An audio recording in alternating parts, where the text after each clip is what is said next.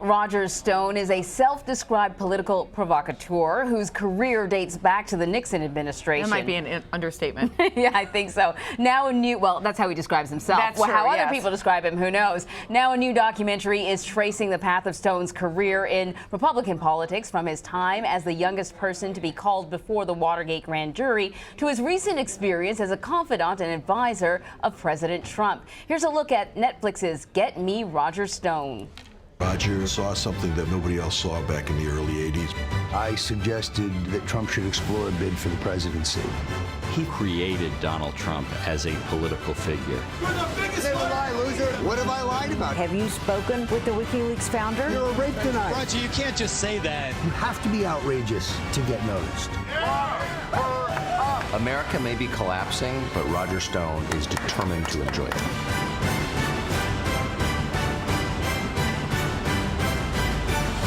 I revel in your hatred, because if I weren't effective, you wouldn't hate me.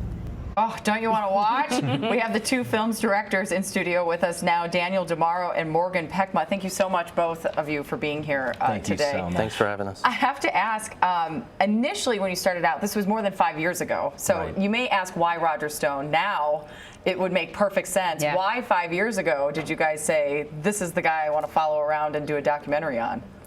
Well, we initially were drawn to Roger for two reasons. One, he's very unique in politics. You know, everybody in politics engages in dirty tricks and does sleazy things, but they try to paper over their misdeeds. And he's like, here it is. Yeah, not Roger. He is only too happy to be the mustache-twirling villain, and we thought that would make for a really fascinating character. The other thing that drew us to him is that he is the malevolent Forrest Gump of American politics. Whenever something dark and sinister is happening, Roger is inevitably lurking in the shadows. So, you know, Dan, myself, Dylan Bank, our other co-director, we thought this was a recipe for success. And he looks like he revels in that role. The part of the reason why the rest of us who aren't into politics know him is because of his connection to Donald Trump and his friendship to Donald Trump. How did he become a confidant of Donald Trump? He actually met Donald Trump through their shared mentor, Roy Cohn, the notorious lawyer who, you know, represented all the New York crime families and was the sidekick to McCarthy during the Red Scare. So it kind of makes a lot of sense that they had this mentor, and Roger met Cohn when he was working for the Reagan campaign in the early 80s, and he introduced him to Trump. They hit it off, and Roger knew all the way from the early 80s that he identified Trump as a viable presidential candidate. Really? Yeah. Yes. And that's their closeness. I mean, it's been well documented for quite some time. However, the Trump administration now trying to distance themselves from Roger Stone, as his name has kind of come up in some of the Russia election investigation pieces. Trump actually tweeted pretty recently about that, saying this is when I think CNN just reported that Roger Stone had said he should have gotten rid of the FBI director, and Donald Trump tweeted just a few days ago, listen, that's fake news. I haven't spoken to Roger Stone in a long time. He has nothing to do with this. They're really working to be like, we had no connection. Well, Emery, I guess that depends on your definition of long. I mean, we certainly know that in December, Roger visited Trump Tower to meet with Donald Trump very publicly, and Roger said that they've had many communications since then. And it's important to remember that Roger was literally the person who first put the idea into Trump's head to run for the presidency back in 1987. He's been his closest political advisor for 30 years, and so separating them is a complete falsehood perpetrated by the White House. Well, does Roger Stone kind of see all the controversy and his name coming up as a way for him to raise his profile a little bit? Well, that's kind of always been his MO. Right. He gets blamed for a lot of things he maybe had nothing to do with, and he also takes credit for things he maybe had nothing to do with. But then also he's been there at all of these watershed moments and political scandals throughout the last 40 years. Yeah, he likes that association, it seems like, with his name. He's a big fan of Richard Nixon. Yes. It's a Richard Nixon tattoo. Yes. Even? Where is it? It's between his shoulder blades, and it's pretty large. Really? Oh, okay. yes. We have a picture of it. There it is. So it's, and of course we'd have a picture. Of course he'd be ready to display it. Right. Do you understand just where this comes from? I mean, this is a very unique character, and I know you kind of went back into his childhood. Yes.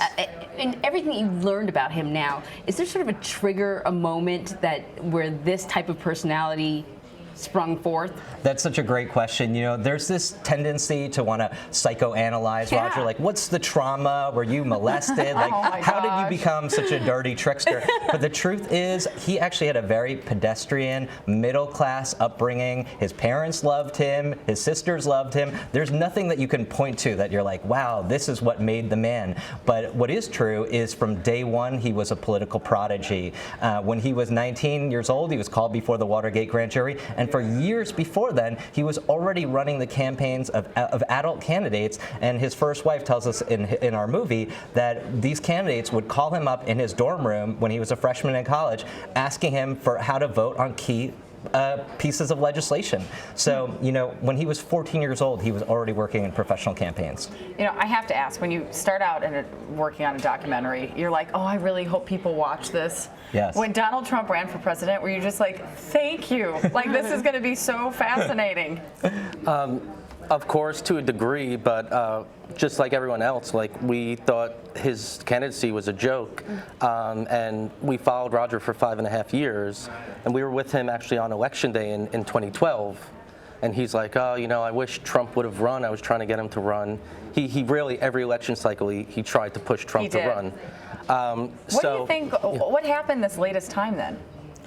You know, there was an open seat, which was a different kind of calculus for him. I do think that the White House Correspondents' Dinner, when President Obama mocked him, was a driving force for him to jump in because it was such a humiliating experience.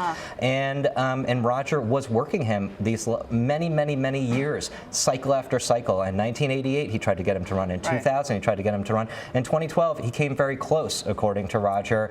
And so in 2016, it was finally the tipping point. So after we watch this documentary, will we love the man, hate the man, understand, or be more mystified by him? Oh, that's for you to decide. You know, that's why you got to log into Netflix and watch the movie. Daniel DiMauro and Morgan Pehme, thank you both so much. I think we know how we're spending our weekend. Yeah, exactly. Thank you so much. Thanks so much.